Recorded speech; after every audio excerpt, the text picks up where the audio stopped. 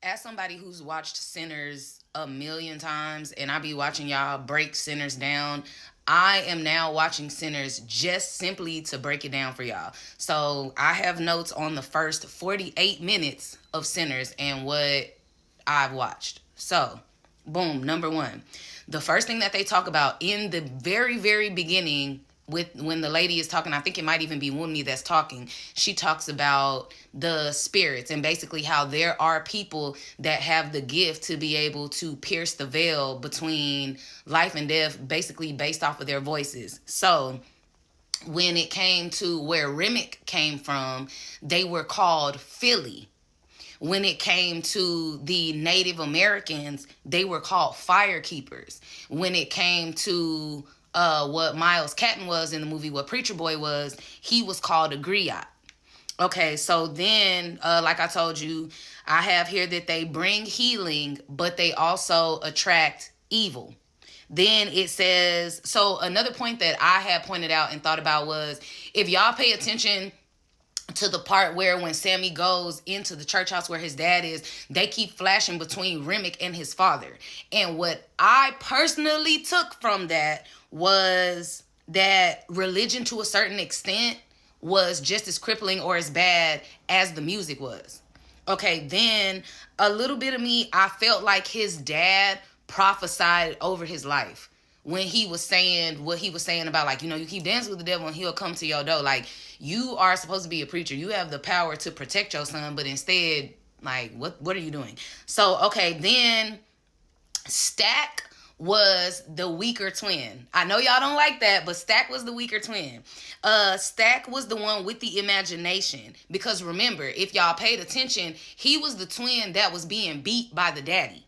So mind you, a lot of times when people are being abused, those sorts of things, their imagination is their escape, basically. Whatever he made up in his head basically saved him from reality. You know what I'm saying? Because if you think about it, he was a bold-faced liar. Like, he even lied about where they got that guitar from. You know what I'm saying? Like, even his sarcasm when he was like, nah, we cousins. Like, the thing about him was he was the liar. So, and I don't know if y'all paid attention, Stack was a prostitute. They even brought that up and they asked when he was selling ass in the wherever he was at, did he let Johns pay with a promissory note? And he was like, no, but I wasn't selling ass in the Delta. So there's that too. Let me see. I think, okay, so there was a part where Sammy's dad asked him why did he want to go basically and like watch people philander and sweat all over each other and leave their responsibilities to their family and all that type of stuff. But Sammy's dad made him the man of the house while he was dressed up in a church house, not breaking a sweat, getting ready for the word. So there was that. Hogwood was disrespectful from the beginning, and I honestly feel like Smoke and Stack, like, they knew that the KKK and all of that was still around. Like, Hogwood was late on purpose because they was black. When he got out of the car, he was like, when they asked him was he Hogwood, he just looked at them and spit and flashed his weapon. Like, what? So, okay, so anyway, that's why I put that there. So they were liars, so they knew that he was lying about the Klan not existing anymore. Plus, they had been to Chicago, and they knew that everywhere people didn't like black folks, right? And so that's why they made the comment, we'd rather deal with the devil that we know. And they also said that Chicago was basically like tall buildings instead of plantations. Then, okay, backtracking to Sammy when he was in the church house with his dad, he said, well, basically, I'm letting y'all know, the enemy knows the word. So when his dad asked him to recite for service tomorrow, I kind of felt like he did that to his son basically to like try to prove a point. I don't know where I was going with that point, so I have to come back to it. But the enemy did know the word. And even when they were in the water, if y'all pay attention, like further in the movie, if you've seen it, Remick recites the word when Sammy goes to try to recite the word thinking that it's going to save him. Okay, so yeah, that's what I had put. So basically the dad was like, they put the responsibility on their family so they could sweat all over each other, but he did the same thing for God, which also pushed Sammy to feel like he needed a release, which is why he wanted to go and do music. Then, okay, also, if y'all paid attention, when they get to the two trucks that they had hidden, Sammy and Smoke and Stack, the snake only looks at Sammy and Smoke. It never looked at Stack. But I feel like it was because Stack was essentially, he was never a threat. If you pay attention, he was weak, and y'all could take this how you want, but he had the white girl, and we see how that went. Like, Sammy was weak. I mean, Stack was weak. So then, okay, now if you pay attention, when they go to Chow Nim, everything used to be segregated, but now it's not.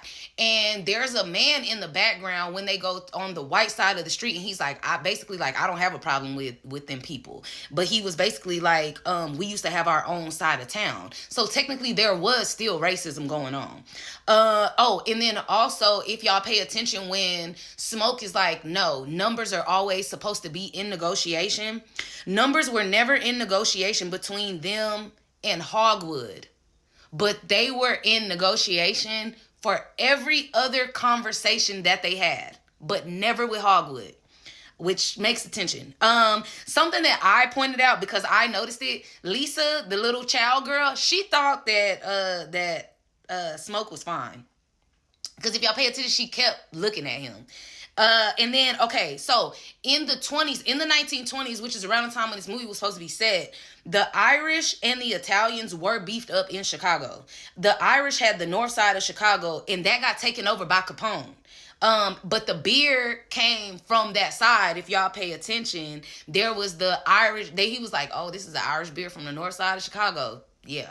So, okay. Then, okay, when it came to the child lady, I don't know if she would have played the numbers game with the white people the way she was playing it with Smoke. It was just something about her that I really didn't like her. And then, okay, so Sammy, technically, if y'all pay attention when he asked about the car, like how fast does the car go, it's interesting because Stack tells him that he's gonna drive the car home. Like, he'll be driving the car home on the way back. But essentially, it was almost like a prophecy because, like, he didn't know that they weren't going to make it back. You get what I'm saying? And then, okay, so when he asked about the Qatar, Charlie Patton is actually a real man. He was a real man in real life. That wasn't just some made-up name that they made up.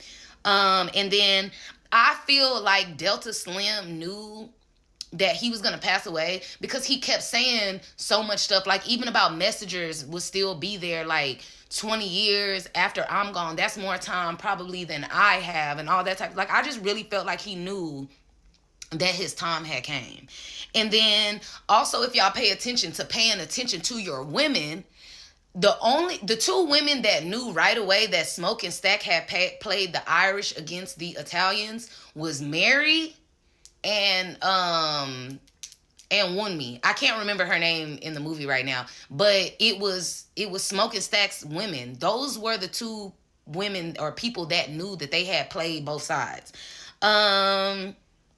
Speaking of that, if y'all pay attention when he goes to visit the baby and to when Smoke goes to visit, pay attention to when she asked him if Chicago is through with them.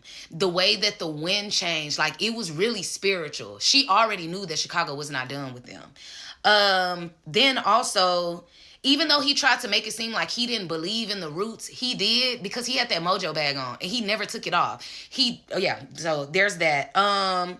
She did work all of her roots that her granny Nim had taught her to keep Smoke and Stack alive because they definitely should have been gone.